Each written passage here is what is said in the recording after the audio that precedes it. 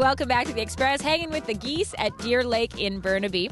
No surprise it was a busy weekend in Vancouver with the Playhouse Wine Festival on, the cheerleading competition, and the Vancouver International Auto Show.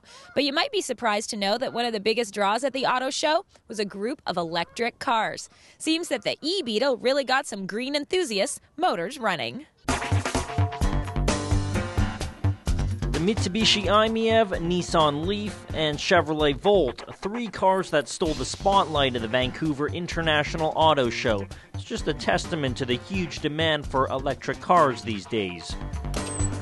Okay, what we have here is 96 lithium iron phosphate cells. Also taking part in the revolution is the UBC Electric Car Club and their E-Beetle. The E-Beetle is all about proving electric vehicle range and viability. The current range on the E-Beetle is rated about 350 kilometers at 90 kilometers per hour, so it kind of blows any of these production cars out of the water. How? Well, they've packed this bug with a whole lot of batteries. It's all about the batteries. The batteries we're using are 96 lithium iron phosphate cells. The whole pack weighs about 500 kilograms, so it significantly adds to the weight of the car, but it allows us to have that range. And to test its range and durability, the UBC team drove the E-Beetle across Canada last summer. The car performed surprisingly well, requiring little maintenance and relatively few charges. It was able to do it in 14 days. It was able to charge up in RV parks overnight, so we didn't have to bring any extra equipment along or anything. It's something these production models just can't do because of their shorter range and reliance on special charging stations. It's also a big reason why very few people are driving them home. But the E-Beetle gives electric car lovers everywhere hope. You can take it out of Vancouver, you can take it out of the Lower Mainland, and you don't have to charge halfway. So what the E-Beetle does is it really proves that battery electric vehicles can be not only a second car, but your only car. I'm Tim Chung at the Vancouver International Auto Show for The Express. Want to find out where the E-Beetle is right now? You can try their online Beetle tracker at ubcecc.com. Forget what Kermit says. Turns out it is easy being green. From the Cars show to Coquitlam's new compost pickup. So, Carly, do you want to make lunch? Okay. Leanne Carter and daughter Carly are enjoying a typical afternoon at home. But what has become routine in their kitchen is now an integral part of where they live. Oh, and remember, Carly, we're not throwing all this in the garbage anymore. We now get to put it in our compost bin. The Carters participate in the Green Cart program, Coquitlam's residential composting service, now in its second year.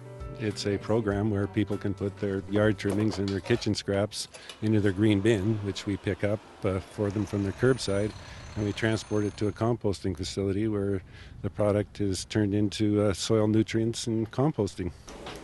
Oh, Carly, now that we're done lunch, we should take the compost out to the big bin. Yeah. Residents are supplied with 2 bins, a smaller one for inside the home and another for collection. This easy-to-follow system has already shown benefits for the community. In 2010, the first full year of complete food scraps collection, residents reduced the amount of garbage going to the landfill by 28% and saved $82,000 in landfill fees.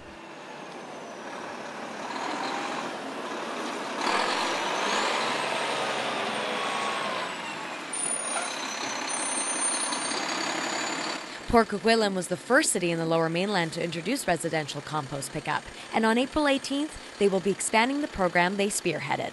We're going to provide the service on a voluntary basis to multifamily complexes that wish to participate, and we're hopeful that over time, these things do take a bit of time for people to get used to, that those people too will see a reduction in their garbage rates. More importantly, a big reduction in what they're sending to the landfill.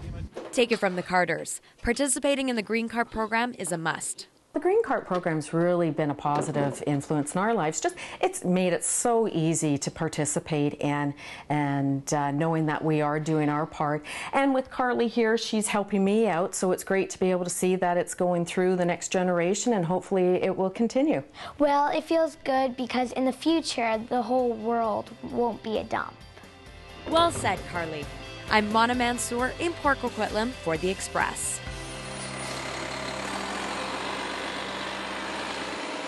If you're a Port Coquitlam resident and you'd like to find out more about the Green Cart program, you can go to the city's website. You're watching The Express, and we have more on life in the Lower Mainland coming up. After the break, life-saving techniques of the Beaver Canoe Club. People generally don't tip on purpose, but you want to know what to do if that does happen. It was at the P&E from 1936. Long-lasting stories from Burnaby's 1912 Carousel. The Express.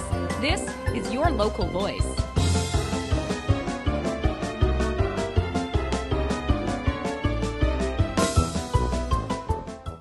Community programming on Shaw has been generously sponsored in part by hairstyling and color services for Shaw TV, provided by the Lounge Hair Studio, loungehairstudio.com.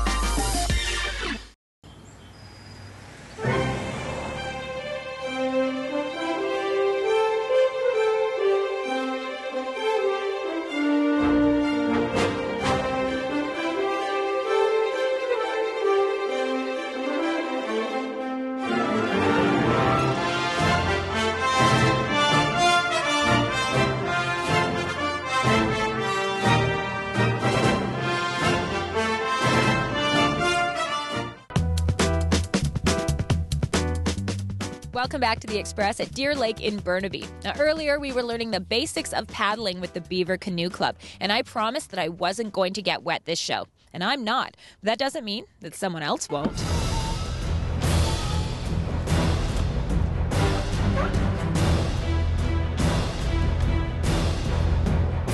in a canoe over canoe rescue, one person or two people tip their canoe, and they follow the instructions of their rescuer. I'm such a wimp, and you are such a trooper. I did not want to go in that water, but you don't even look cold. No, I'm wearing a lot of clothes. It's a really important safety skill. It's probably the thing that people dread most about that weekend course, but which is why we do it at the end of the day. But it's an essential skill, because people generally don't tip on purpose, but you want to know what to do if that does happen. The rescuer comes up beside, empties their canoe over the top of their own, flips it back over, holds the boat while the people from the water get back in. Paddle! And what's the story behind the toque? The toque, we usually teach people go in without your toque when you're trying that first swim the first time. As soon as you get back in the boat, put your toque on, warm and dry, you lose the most heat through your head. Well, I'm just going to say one more time, trooper. The Beaver Canoe Club has all kinds of events planned pretty much every weekend now through October. Their basic paddling course happens this month. An intro to moving water happens in May, and you can get all the details at their website. Now, another big attraction here in Burnaby is the Carousel at the Burnaby Village Museum. And we're taking you on a ride back in time. My name is Don Wrigley. I was elected president of the Friends of the Carousel back in '89. Our mandate was basically to acquire it, restore it, and house it. So it was at the P&E from 1936. The museum agreed to offer space if the carousel was restored. So we went in with huge wagons, and we picked up everything up, and we took it to the warehouse on the Barnet Highway. And that took us about 2.5 years. It was finally open to the public in April of 1993.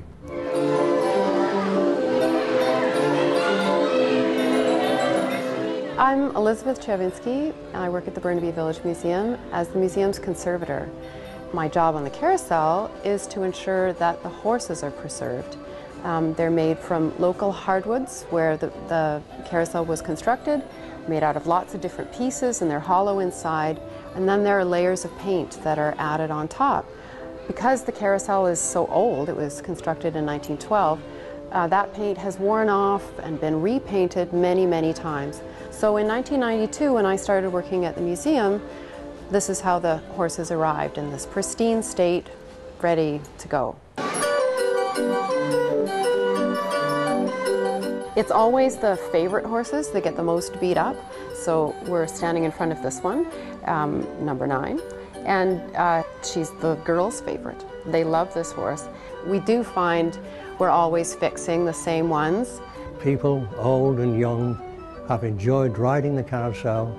I come down here reasonably often and see older people riding around, and you can see that they are in another world. They are remembering what they used to do at the P&E. Come down and enjoy the ride.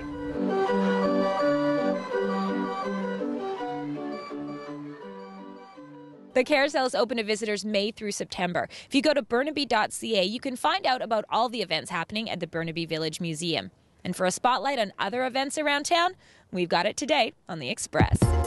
This conference features 17 of the world's foremost autism experts speaking on topics covering the full range of everything that people must know about autism through the lifespan.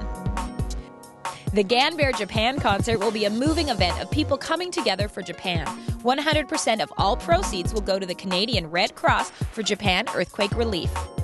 The 11th annual Surrey Vaisakhi Parade invites all races and cultures to enjoy this celebratory and rich cultural event, which features a large number of floats, community performers, and live music. And that's it for today's Express from Deer Lake in Burnaby. We're going to leave you with a look at the local theatre scene, and we'll see you next time. Oh my God! Oh, hi! Hello, hi! Hi! Are you alone?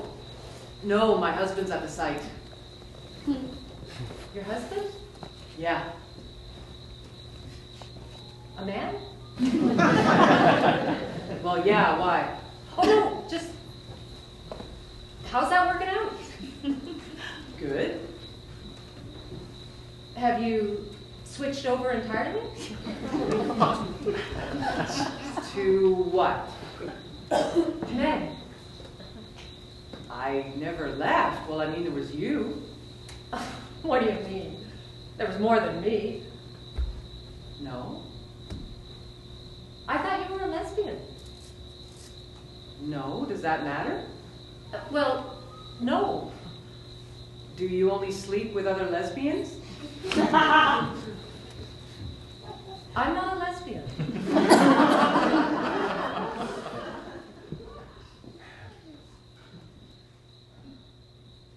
That's funny. Or sad. Yeah.